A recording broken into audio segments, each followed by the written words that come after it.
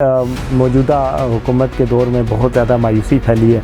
बहुत ज़्यादा उम्मीदें थी इन लोगों से। जीडीपी ग्रोथ रेट आपका बांग्लादेश से भी नीचे चला गया, इन्फ्लेशन बहुत ज़्यादा बढ़ गई। मैं इस वक्त उस प्रॉब्लम को आइडेंटिफाई करने जा रहा हूँ जिसकी वजह से हम यहाँ पहुँचे हैं और बार बार हम गलती करते हैं, हर बार हम मायूस होते हैं।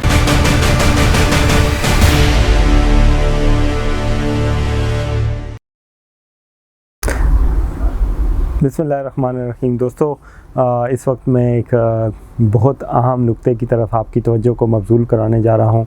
आप जानते हैं कि मौजूदा हुकूमत के दौर में बहुत ज़्यादा मायूसी फैली है।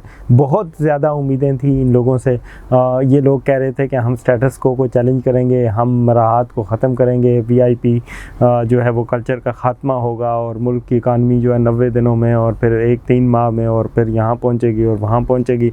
अब हम इस नतीजे पर पहुँचे हैं कि जी बदकिस्मती से जिन लोगों को हम बुरा कह रहे थे, और उनके बुरा होने में शायद कोई शक भी नहीं है, लेकिन उन बुरे लोगों के दौर में मईशत जो है वो बेहतर थी, मुल्क के हालात बेहतर थे। और इन अच्छे और निखरे साफ़ सुथरे जिन्हें हम समझते थे, इन लोगों के दौर में बहुत बदकिस्मती से हालात जो हैं वो बहुत बद से बदतरीन होते चले जा रहे हैं। जीडीपी ग्रोथ रेट आपका बांग्लादेश से भी नीचे चला गया, इन्फ्लेशन बहुत ज़्यादा बढ़ गई। जितने भी इकनॉमिक इंडिकेटर्स हैं, they are going worst and worst day by day.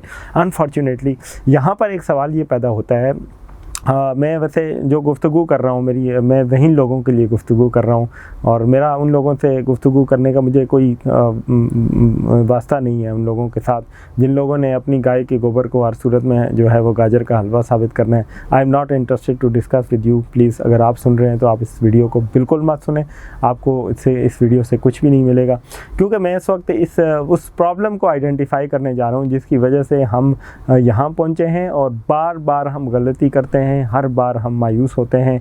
और एक पार्टी, दूसरी पार्टी, तीसरी पार्टी, सारी ये कुव्वतें, सारी पॉलिटिकल पावर्स, हत्ता के फ़ौजी डिक्टेटरशिप भी हमें जो है वो मायूसी के सिवा कुछ भी नहीं देती और मुल्क के हालात जो हैं वो मज़ीद बद से बदतर होते चले जाते हैं। और इन दी एंड हम क्या कर रहे होते हैं, बासियत कौम रोना धोना कर रहे होते हैं, बद्दुआएं कर रहे होते हैं और गालम गलोच कर रहे होते हैं उन्हीं लोगों को जिन लोगों के लिए कल हम मरने मारने के लिए तैयार थे, जिनके झंडे उठा के हम फिरते थे और जिन लोगों की वजह से हम अपने रिश्तेदारों अजीज़ों को भी नाराज़ किया होता है, यही लोग जो है वो फिर हमें ही ज़लील और ख़ार और रुसवा कर रहे होते हैं।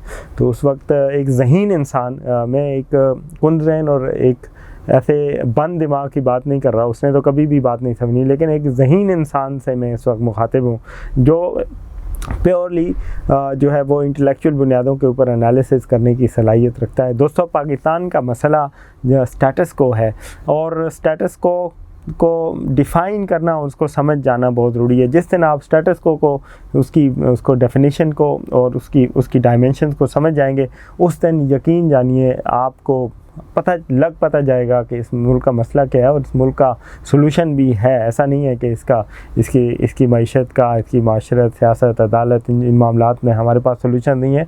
We have very clear cut and very simple solution of the problem, but first thing is that we have to understand the problems. जब हम प्रॉब्लम्स को अंडरस्टैंड करेंगे तो उस वक्त हमारा 50% प्रॉब्लम तो वहीं पर सॉल्व हो जाता है। देखें, जिसे स्टेटस को कहा जाता है वो क्या है, उसको समझें। स्टेटस को बुनियादी तौर पे पाकिस्तान के अंदर जागीरदारी निज़ाम, फ्यूडलिज्म और सरमायादाराना निज़ाम के रिप्रेजेंटेटिव, कुछ सरमायादारों का नाम है और उन 200 फैमिलीज़ का नाम है जो आपके ऊपर नस्ल दर नस्ल हुक्मरानी करती चली आ रही हैं, जो आप पे मुसल्लत हैं।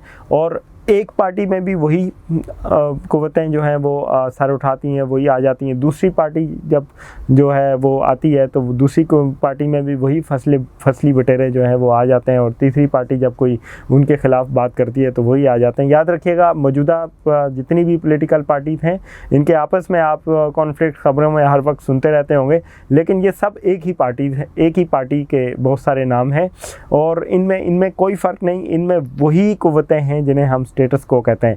सो नौजवान के लिए बहुत ज़रूरी है कि वो समझे कि स्टेटस को क्या है और इस स्टेटस को इसका हिस्सा नहीं बनना, बल्कि इसके अगेंस्ट स्ट्रगल की, इसके अगेंस्ट जद्दोजहद की ज़रूरत है।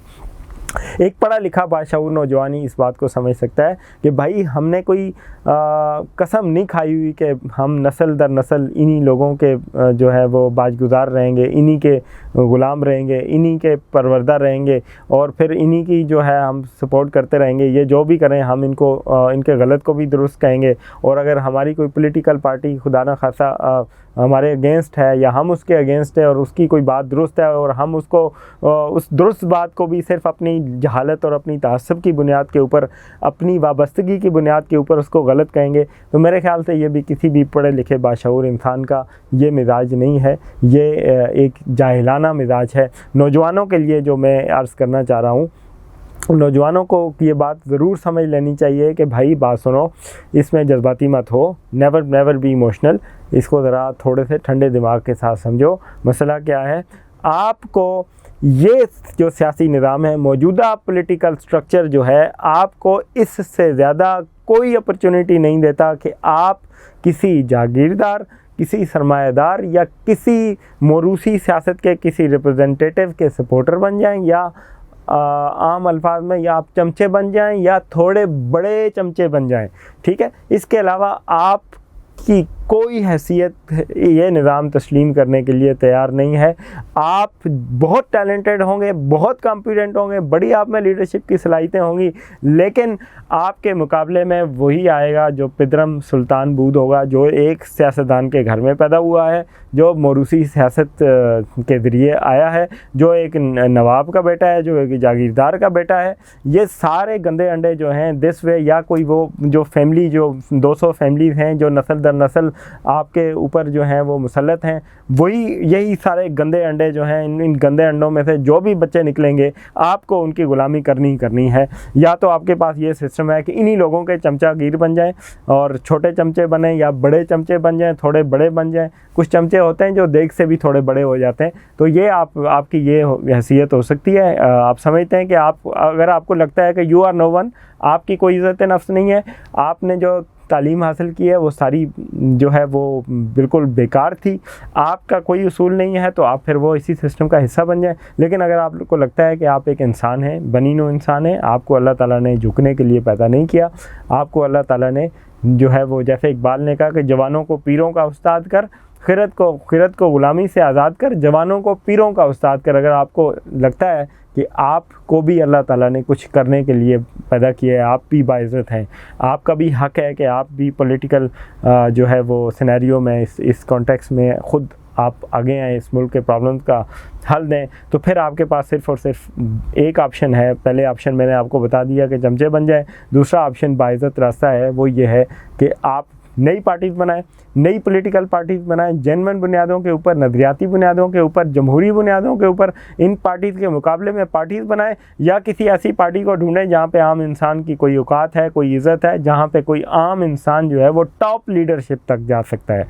वो जिसमें आम इंसान की जिस पार्टी में कोई औकात नहीं है, वो पार्टी नहीं है, वो जाल है जिसमें आपको जकड़ा गया है, वो आपकी इज़्ज़त नफ्स के साथ खिलवाड़ है, वो आपकी ज़िल्लत है, आपकी बेइज़्ज़ती है, वो कोई सियासत नहीं है। आप अपनी ज़िंदगी को तबाह कर रहे हैं, आप अपने मुंह पे खुद कालक मल रहे हैं। You are no one. अगर आप इस पॉलिटिकल स्ट्रक्चर के अंदर आप उसी पॉलिटिकल स्ट्रक्चर को सपोर्ट कर रहे हैं, तो नौजवानों, ये वक्त आ गया है, इस वक्त समझ जाओ, ये शऊर की आंखें खोलने का वक्त है। समझ जाओ भाई, नई पॉलिटिकल पार्टीज बनाओ, इन्हीं लोगों के मुकाबले में आ जाओ, दिस वे और दैट वे। अब वो वक्त आ गया है कि यहाँ पाकिस्तान के अंदर इंशाल्लाह जेन्युइन लीडरशिप कहीं ना कहीं से ज़रूर इमर्ज करेगी, क्योंकि हमने आगे बहुत बड़े बड़े चैलेंजेस हैं, उनसे निपटना है।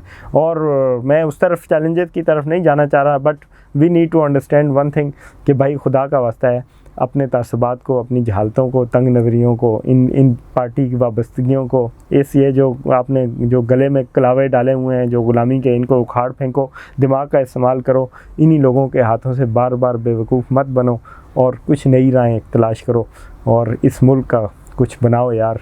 आप नौजवानों को जो है वो सियासत में आना चाहिए, आपका राइट है कि आप इस मुल्क को लीड करें। Thank you so much.